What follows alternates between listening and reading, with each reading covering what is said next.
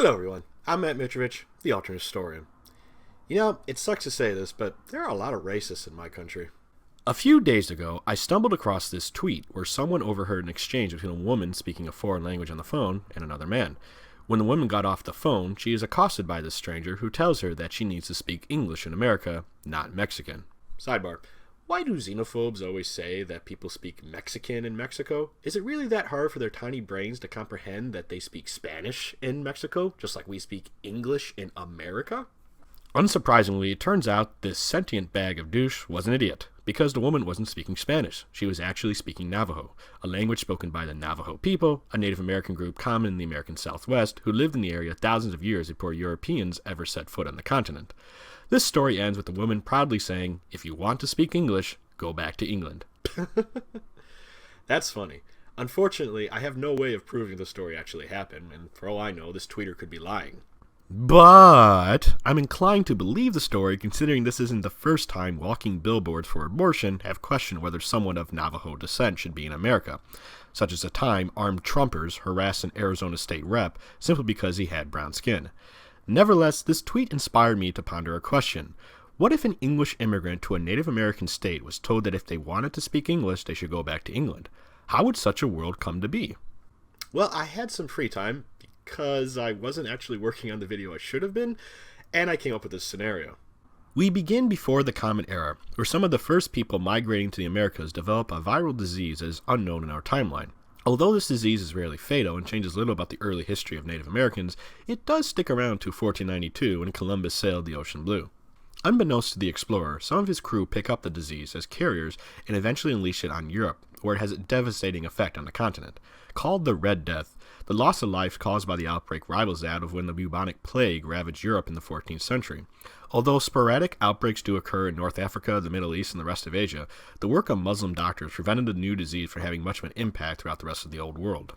Unfortunately, this second plague throws Europe into chaos, and the European nations are unable to resist the Ottoman Turks, who by the 17th century have conquered Europe, including the British Isles. Meanwhile, although European diseases have ravaged much of what would be North America, without the pressure from European conquerors and colonizers, Native Americans are able to recover from first contact and soon begin to enjoy the benefits of the Columbian Exchange, without the genocide, of course. Contact with the Old World continues, mostly through traders who set up shop in places like the Mouse, the Mississippi, and the Hudson Rivers. Soon, Old World ideas and technology are adopted by many nations, who quickly begin to surpass those tribes who stick to the old ways. There are still some tiny colonies established, mostly by Europeans fleeing the Turkish onslaught, as the Ottomans have shown little interest in setting up colonies of their own and prefer to trade in the New World. Most of these colonies are private affairs, not backed by any national governments, and the most successful of these colonies are the ones who find a Native American state to sponsor and protect them. This is true of one English colony who came in contact with the Iroquois. By the 18th century, the Iroquois have become a major power in what would have been the American Northeast. They were unique for actually being a confederacy of 5 tribes: the Mohawk, the Onondaga, the Oneida, the Cayuga, and the Seneca. Later, the Tuscarora people would join as the 6th tribe. The Iroquois also practiced a form of democracy, although they had no real central government. The later absorption of the English colony as the 7th tribe changed that, as English ideas on governance turned the Iroquois Confederacy into a real federation with a written constitution. In the 19th century, the Iroquois League entered their expansionist period and began spreading westward. Many other tribes were conquered, but some peoples, like the Cherokee and the Navajo, were given full membership in the League. By the dawn of the 21st century, the Iroquois League, or the 55 Nations, stretched from the Atlantic to the Pacific, bordered by the Wyandot Confederacy to the north and the Tlaxcala Empire to the south. Thanks to the abundant resources they found on the continent, the Iroquois League grew into a wealthy, industrialized superpower, and after the Second Pan-Asian War and the conclusion of the Shadow War with the collapse of the syndicated Khanates of Greater Mongolia, the Iroquois League found itself the world's sole superpower. Unfortunately, things didn't go as well for Europe. Life under the Ottoman Empire was rough for white Christian Europeans, especially as the Turks attempted to convert the populace to Islam and destroyed countless churches and other holy sites. By the early 19th century, however, the cash-strapped and overextended Ottomans were invaded by Persia, led by an ambitious general who took power after a revolution toppled the Shah and sought to conquer the Muslim world, and even captured Istanbul. Although this Persian upstart was defeated after a disastrous invasion of India, the Ottoman Empire soon fell apart, and Europe revolted against Turkish control.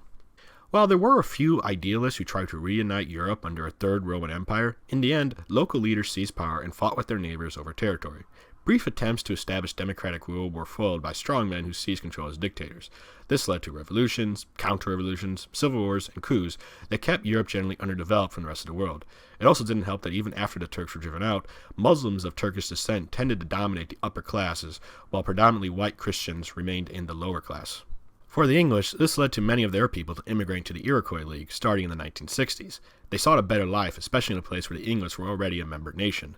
Now, the League had always been a destination of immigrants, especially after they industrialized, but they generally preferred immigrants from other Native American nations. While the English had been a member nation for years, they were a tiny minority and contained mostly to the northeast. Now the Iroquois had to deal with large numbers of immigrants living and working in some of their largest cities, who were of a different race, did not speak their language, and were monotheists. As time went on, anti-English sentiment began to grow across the League. Attempts to curtail English immigration only led to English migrants enter the country illegally by hiding in the lower decks of ships, earning the racial slur of bilgebacks. By the 21st century, a record number of hate groups were founded across the League. Some talking heads excuse this as nothing more than economic anxiety over English immigrants competing for jobs with League citizens, but others feared it heralded the rise of brown supremacists, who ignored the fact that the English had lived in the League for generations and had made major contributions to its culture. The English often became victims of hateful acts, which ranged from Iroquoians shouting at the English to speak Iroquoian to beatings and murder. And this is where I will end my scenario. It's not the most plausible alternate history, but alternate history doesn't always have to be plausible. In fact, one of alternate history's strengths is that it can be used to force a reader to walk a mile in someone else's shoes and experience what life is like from someone who is oppressed and discriminated against.